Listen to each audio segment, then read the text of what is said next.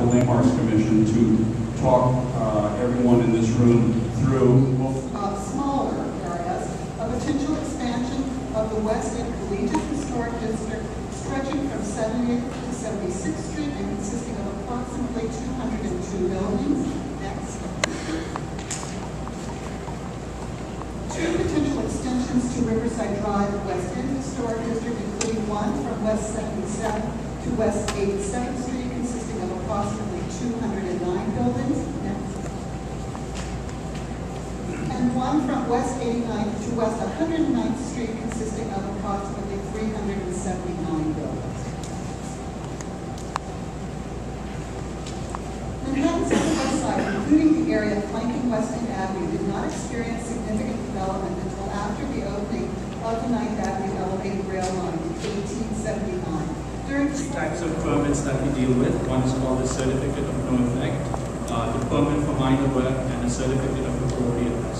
A Certificate of No Effect application is generally when anything that you want to take to the Department of Buildings, that is for the interior or anything like that, staff like myself will look at that application to see that there is no effect on the exterior and we sign off on that. So that's just a simple permit that we come and we look at it, make sure that there's no effect on the exterior. The second type of permit that comes in is a permit for minor work. This is generally work that's on the outside that we look at, something like pointing or window replacements, a sidewall, and staff come out, make sure that the specifications are actually good for the building and good for the streetscape, and then we look at it, we sign off, and that's a simple permit as well. The last type of permit that we generally take time on is the Certificate of Appropriateness. That's sometimes when work is done that is not within the rules of the Landmarks Commission. If someone wants to do a big addition that is visible from anywhere, so that would go to a hearing, and that's a Certificate of Appropriateness. For applications that are a Certificate of Appropriateness, the applicants would have to present that to a community board and various other community groups, come out and look at those applications, and in front of the commission they present that, and that's approved generally at a hearing. So those are generally, most of the permit staff like myself, we do a quick turnaround, and 95% of that is done at staff level, and there's only about 5% of it that goes to a hearing. Any questions you can answer? Should we do questions now? Fine. Let's go right to questions on any subject. I think as Tenzing has said, the designation in the historic district. The designation we're talking about primarily, if not exclusively, is 100% exterior. That doesn't mean just the facade, but it means anything on the outside of the building, not the interior. These are not about designation of the interiors of houses or commercial properties. I just want to make that clear at the outset, and then we'll go to the questions. Yes, sir. Yeah, I have a few related questions. And I'm pretty sure. Speak loudly. Sure, you know I am. Sorry, around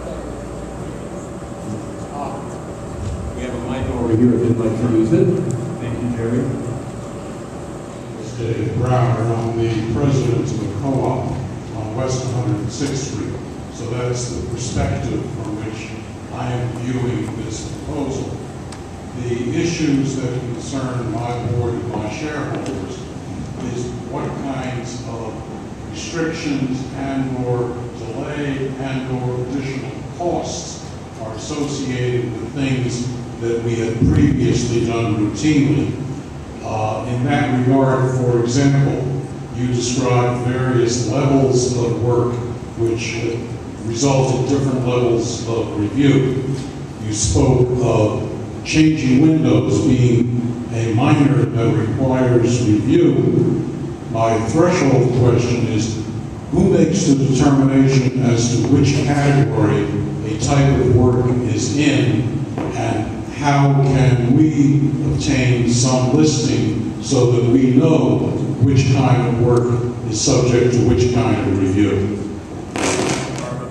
But what kind of, what makes the decision, okay, what makes the decision is pretty much the rules of the City of New York.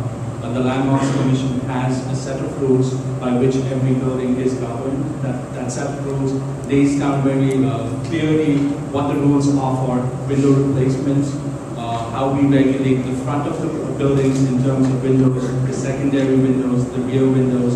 So it's very clearly laid out in the rules of the city of New York. And the rules are available on our website.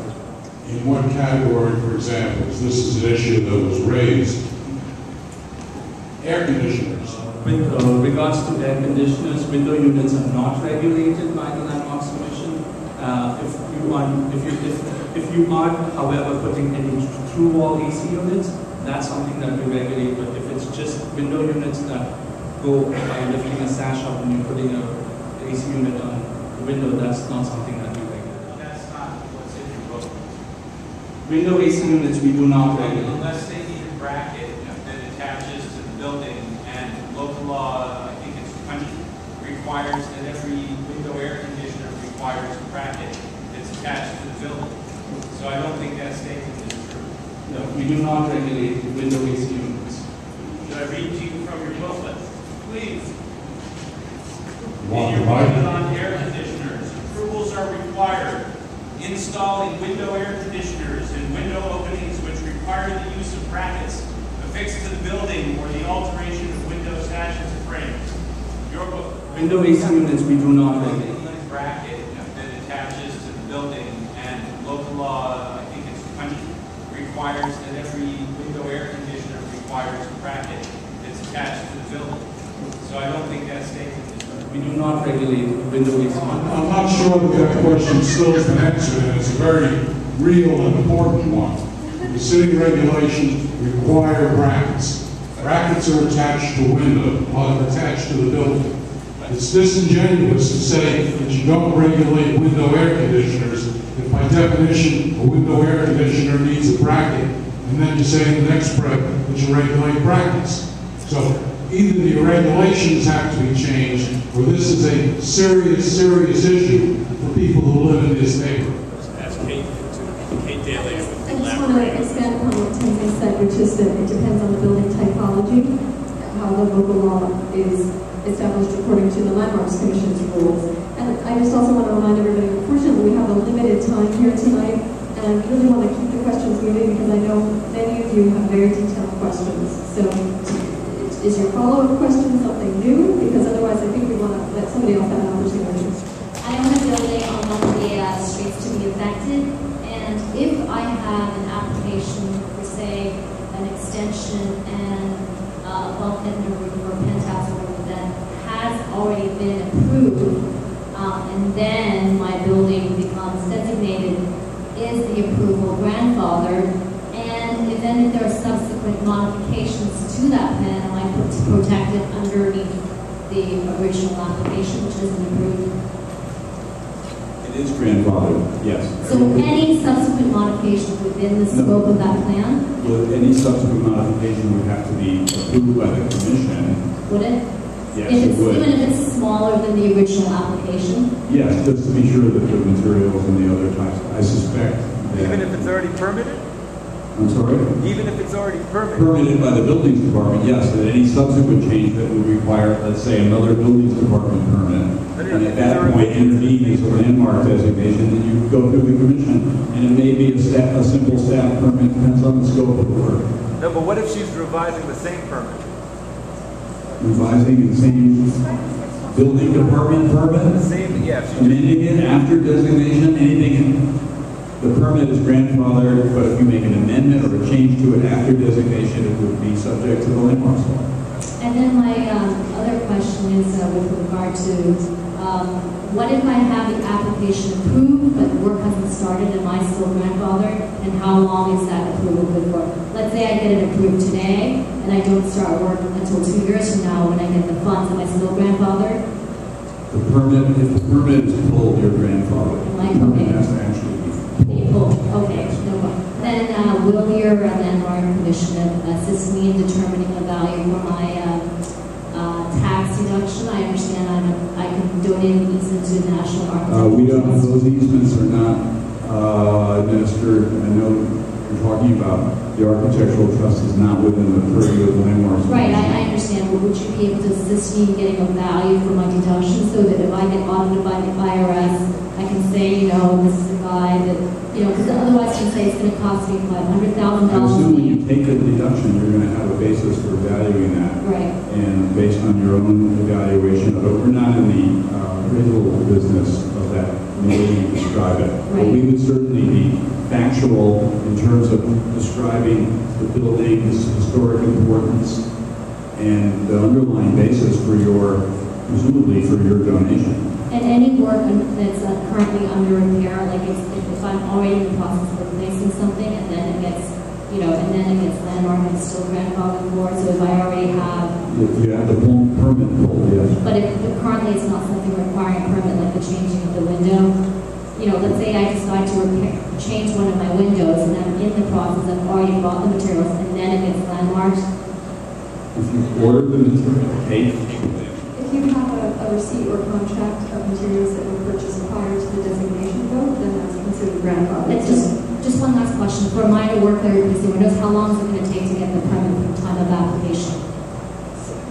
Generally, in the past. From the time of application for what type of Certificate of minor work for things like replacing windows, how long is it going to take to get that approved by the... If the window replacement that you're doing conforms to the Landmarks Commission rules, then it's a very straightforward staff level permit that would be issued within 3 to 4 weeks. 3 to 4 weeks? Okay, thanks. Excuse me, regarding her question, if the permit needs to be renewed, would you be involved in the renewal process on that same permit?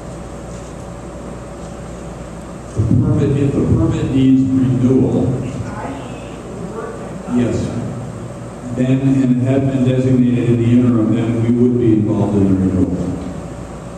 And I've seen Gail Brewer walking in the door, and I want to welcome her here, your councilwoman, and thank her for her support on everything the Landmarks Commission does, and for making it possible for us to be in this wonderful auditorium tonight. And continue on with the questions.